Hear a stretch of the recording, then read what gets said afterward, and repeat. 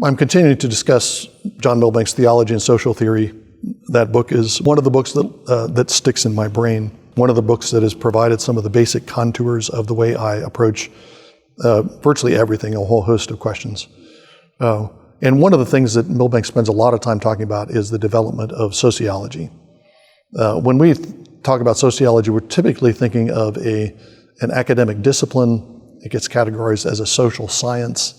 There are departments of sociology. There are professors of sociology.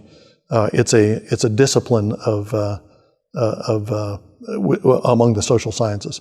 Milbank doesn't really think of it that way. He thinks of sociology rather as he describes it overtly as a theology and a church in disguise.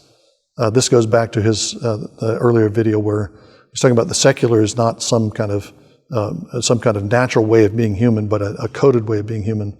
Sociology is not just a natural way to evaluate human society, but sociology has certain assumptions built into it that are theological assumptions.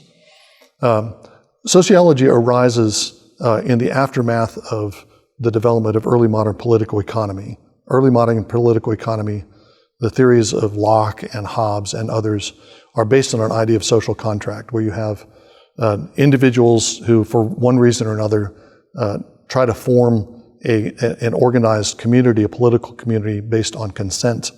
There's a basic paradox that's built into that myth.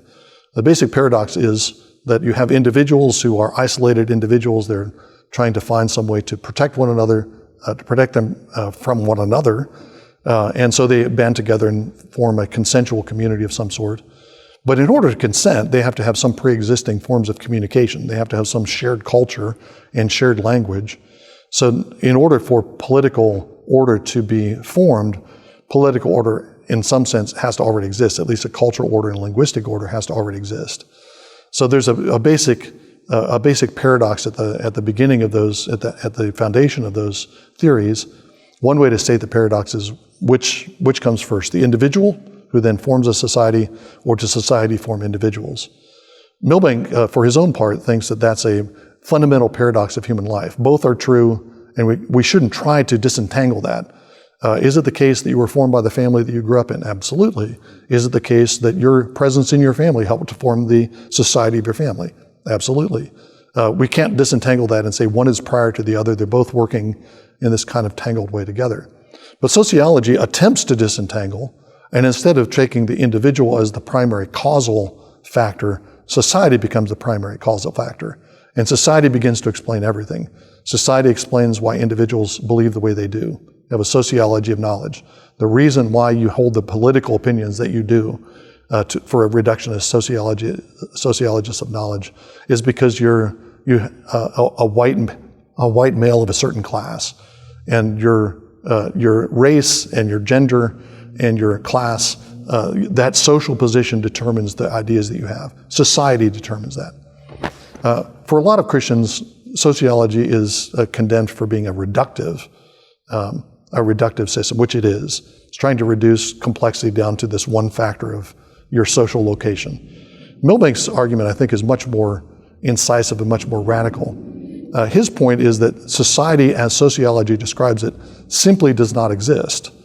There is no such thing as a purely social reality that's just a matter of class and gender and race and social position. In any existing society, all of those are infused with all kinds of other factors, and particularly with religious factors.